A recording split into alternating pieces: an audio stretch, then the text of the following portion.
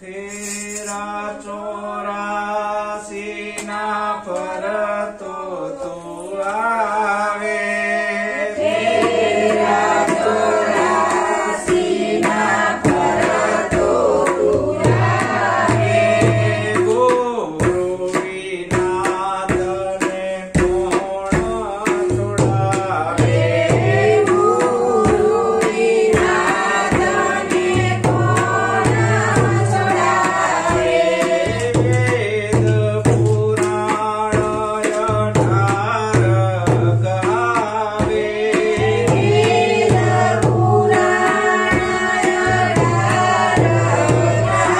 18 सकळ शास्त्र तू तो मुखे करी गावे सकल शास्त्र तू तो मुखे करी गावे मूळ वचननो मरम ना पावे गुरु विना तने कोण छुड़ावे મૂળ વચનનો તું મરમ ન જાણે ગુરુ વિના તને કોણ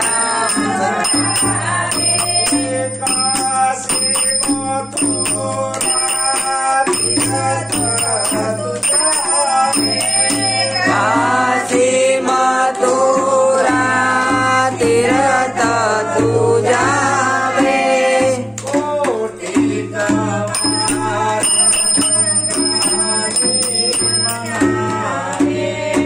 કોટી ગંગાજી મોનાવે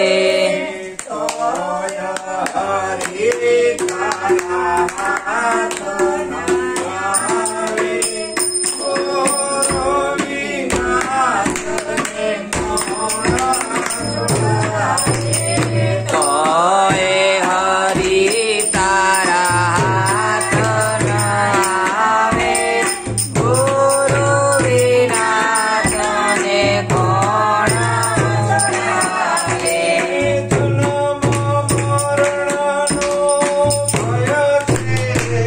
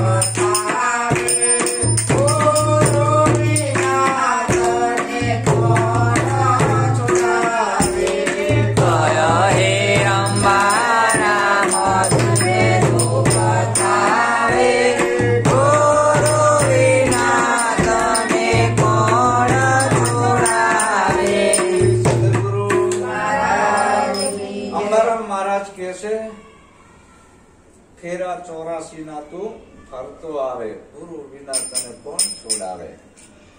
સંતો કોઈ દી જૂઠું બોલે નહીં, સંતની વાણી કોઈ દી ખોટી હોય નહીં. ભુવા ભુવાની ખોટી હોય, કવિની એ ખોટી પડે, સંતની વાણી કોઈ દી ખોટી હોય નહીં.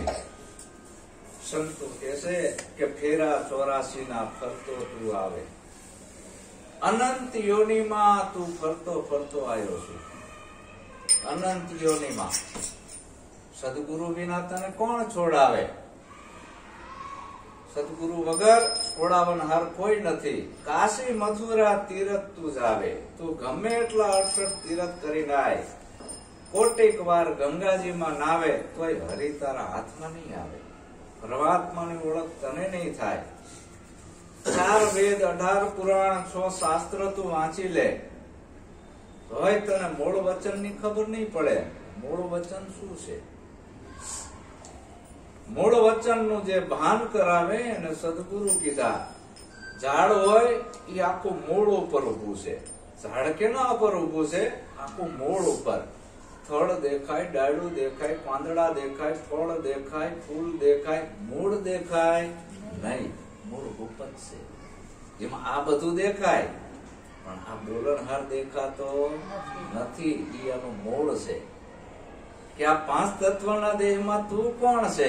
આ બોલી રહ્યો છો, હુંકાર કરી રહ્યો છો, તું તને ઓળખી લે. તો આની ઓળખ કરવી હોય તો મોટા મોટા અવતારી પુરુષો પણ સદગુરુના શરણે ઝૂકી ગયા છે. રાજા જનક જેવા ઝૂકી ગયા છે. રામ કૃષ્ણ જેવા સદગુરુના શરણે ગયા. તુલસી કબીર સંત કહાવે, રામ કૃષ્ણાદિક ને ગુરુજી ભાવે. આ મહાન મહાન પુરુષો થઈ ગયા ગુરુ શરણે જઈને, અને આ પોતાના આત્મ તત્વની ઓળખ કરી કે હું કોણ છું. આપણું મૂળ છે કે મારું મૂળ ક્યાં છે. આ 5 તત્વનું પૂતળું હાલે બોલે ચાલે પણ આમાં પાવર ક્યાંથી આવે છે? આની અંદર પાવર ક્યાંથી આવે છે એ તો ભાન હોવી જોઈએ ને. એમ આપણાને આપણી ખબર નથી. બીજો જાણીને તું બીતો ફરે છે. ભગવાનને બીજે ગોતે છે અને પોતાને જીવ માની લીધો છે. હું જીવ છું. પોતાને જીવ માની લીધો છે કે આ આપણું કામ નહીં, આ તો પેલાનો ઋષિ મુનિઓ કરી ગયા, આ તો એમના કામ છે. આ મૂંઝાઈ ગયો અને બાવાએ બીવરાઈ દીધા. લોસાઈ પડ્યા છે. આને બાવાએ ધર્મગુરુએ બીવરાઈ દીધો અને બીજ્યો. સદગુરુ કે ભલા માણસ તું બીવેશ કેમ? બીજો જાણીને તું બીતો ફરે છે. એક છતાં બીક કોની ધરે? તું ક્યાંની બીક રાખે? ક્યાંનો ભય છે તારે? તો નિર્ભય છું. સતી મદાલસાએ એના હાથે બાળકોને આત્મજ્ઞાન આપી દીધું. પારણિયાની અંદર કે કુંવર પારણીએ ઝૂલો ઝૂલાવે મદાલસારે. કુંવર પારણીએ ઝૂલો ઝૂલાવે મદાલસારે. કે ગાવે હાલ રણામાં અભેદ જ્ઞાન. કુંવર પારણીએ ઝૂલો ઝૂલાવે મદાલસારે. કુંવર પારણીએ ઝૂલો ઝૂલાવે મદાલસારે. ભારતની નારી 7 બાળકોને આત્મજ્ઞાન આપી દીધું. અમારા સદગુરુ જયદેવ બાપાએ લાખો જીવોના ઢેડા મટાડી દીધા. મદાલસાએ તો એના 7 બાળકોને જ જ્ઞાન આપ્યું. જયદેવ બાપાએ લાખો જીવોના દેશ વિદેશમાં આ જે જીવો ઘેરાયેલા હતા ભયમાં, ભ્રાંતિમાં, ભ્રમણામાં, આ બધામાંથી જયદેવ બાપાએ બધાને બહાર કાઢ્યા છે. આવડો મોટો સદગુરુનો મહિમા છે કે બીજો જાણીને તું બીતો ફરે છે. એક છતાં બીક કોની ધરે? તું એકવાર ગુરુ સરને આય તને નિર્ભય બનાવી દઉં. રાખ હિંમત. તું ગુરુ શરણે આવવામાં હિંમત રાખ. ગુરુ કઈ નહીં કરે તમ તારે. ઘણાને બીક કાઢી દીધી છે. ગુરુ તો આમ કરે, તેમ કરે, ફલાણું કરે. આવી બીક બિહાડી દીધી છે. એવું કઈ નથી. આ બધા વ્યાયામ કાઢવાના છે ગુરુ શરણે જઈને. ગુરુ કંઠી માદળિયા મંત્ર તંત્ર નથી આપતા. એક રાતની અંદર બધી એની ભ્રમણાયું અંદર લાગી જાય છે, ભય લાગી ગયો છે અને ભ્રાંતિ લાગી જાય છે. એ જ્ઞાનથી કાઢે છે. શેનાથી? જ્ઞાનથી. કયું જ્ઞાન? ગીતાનું નહીં, રામાયણનું નહીં, બાઇબલનું નહીં, કુરાનનું નહીં, કોઈ પણ પુસ્તકનું નહીં. નિજ જ્ઞાન. નિજ જ્ઞાન એને કહેવાય કે આ કાયામાં બોલે કે હું કોણ છું, આ કાયામાં આવ્યો ક્યાંથી, અને આ જે બોલે કાયા પડી જશે ત્યારે બોલે જાય છે ક્યાં? उन घर की कोई शान समझावो, कहो ने आ ग्रंथ कहाँ से आया, काया छोड़ चला जावे हंसा, कहो ने आ जीव कहाँ समाया, काया પડશે ને આ હંસો ક્યાં સમાશે? હે ગુરુ મહારાજ, ઈ ઘર અમને બતાવી દો. સદગુરુ દાતા મોરા શરણોમાં લેજો. તો કે સર્વે મૂકીને તું ગુરુ તને જાવે, ગુરુ વિના તને કોણ છોડાવે. ગુરુ અને ગોવિંદ માં ફેર ન જાણો, આ ખોટી મતામત સિદ્ધને તાણો. કહે અંબારામ સમજે સુખ થાવે, ગુરુ વિના તને કોણ છોડાવે. આ જે તું ચાચા શાસ્ત્રો વાંચીશ એમ તને ગૂંચ પડશે, કારણ કે બધા શાસ્ત્રોમાં નોખું નોખું લખેલ છે. આ ગ્રંથોએ ગરબડ કરી, વાત ના કરી જેને ઠીક માને એમ ઈ પૂજે, સત વાત એને ના પૂજે. નરસૈયો કે છે કે જેમ ચાચા શાસ્ત્રો વાંચ્યા એમ હું ચાચી ગરબડમાં પડ્યો.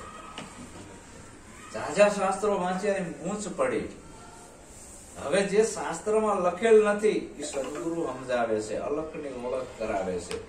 એ અલખ છે, એ અલખનું ક્યાંય મંદિર નથી, અલખનું ક્યાંય પુસ્તક નથી, અલખની ક્યાંય મૂર્તિ નથી. આવો વૈરાટ છે એ અલખ, અને એ અલખની ઓળખ સદગુરુ કરાવે છે. જે લખવામાં નથી આવતો, બોલવામાં નથી આવતો, આ ચામડાની આંખીઓથી દેખાતો નથી, અને છે જેમાં બલ્બ છે એની અંદર પાવર દેખાય છે, કરંટ દેખાતો નથી. આધાર કરંટ નો છે. અહીંયા આંગળી અડાડો તો ખબર પડે, ઝાટકો મારે છે, પણ એ દેખાતો નથી. શું કામ? ગુપ્ત છે. એમ આપણું મૂળ છે એ ગુપ્ત છે, અને મૂળે જવા માટે સદગુરુની જરૂર છે. આપણી જોડે બધું જ્ઞાન છે, ખાવાનું, પીવાનું, બોલવાનું, ચાલવાનું, પૈસા કમાવાનું, ધંધો કરવાનું, પણ આ એક જ જ્ઞાન નથી. મોટામાં મોટું જ્ઞાન હોય તો બ્રહ્મ જ્ઞાન, બ્રહ્મ કહેતા પોતાનું જ્ઞાન. જેને પોતાનું જ્ઞાન થઈ ગયું એ મોટામાં મોટો ધનવાન કહેવાય. બીજા બધા ધન તો ક્ષણિક છે, નાશવંત છે, બધું અહીં રહી જવાનું છે, અહીં હારે આવવાનું નથી. તો આ જે જ્ઞાન છે એ સદગુરુ મહારાજ આપે છે. એટલે સાચા સદગુરુ આ જ્ઞાન જ આપે છે, બીજું એની પાસે એકેય માલ હોતો નથી.